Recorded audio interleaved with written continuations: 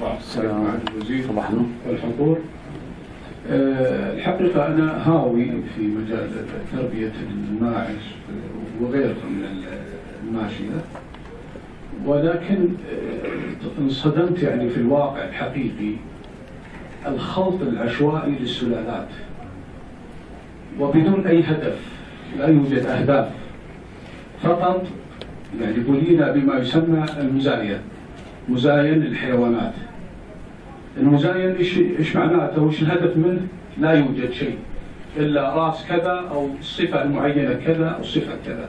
بينما الثروه الحيوانيه تتركز الاهتمام فيها من الازمان القديمه الى انتاج اللبن او انتاج الصوف او انتاج اللحم، وبهذا المفروض يكون في تنافس، وينبغي على وزاره الزراعه ممثله في معاليك الله يطول عمرك انكم تنتبهون لهذا الامر وتدعمون برامج تشجع على مثلا الجدي الصغير في عمر 3 شهور، كم وزنه الان؟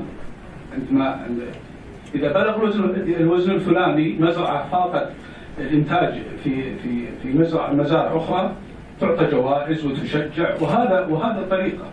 كميه اللبن اللي تحلبه هذه العنز او هذه الشاة، هذه الامور ينبغي ان ينتبه لها فقط. واحب اسمع من معاليكم طال عمرك.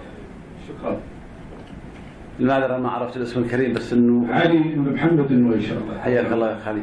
اتفق مع الجزئيات واختلف مع الجزئيات. انا اتفق معك تماما بضروره وجود اليات في الدوله وبالذات ممثله في وزاره الزراعه لدعم وتحفيز الناس على زياده المعايير اللي تستخدم لقياس انتاجيه الثروه الحيوانيه، مثل ما ذكرت، سواء انتاجيه في اللحم اذا كانت المقصود منها سلالات لإنتاج اللحم، أو اللبن إذا كانت سلالات مقصود منها إنتاج اللبن، أو الصوف. فالمفروض وحنا ماشيين في هذا التوجه ونسعى الآن، لأنه إذا حنا بنعتمد على القطاع الحكومي فقط أنه يأخذ المبادرة وينفذ الأعمال فلن تتم.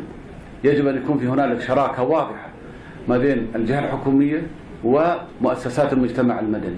ولذلك حنا نرغب ونحفز الآن في إنشاء جمعيات مهنية، ما نتكلم عن جمعية تعاونية ولا خيرية، نتكلم عن جمعيات مهنية.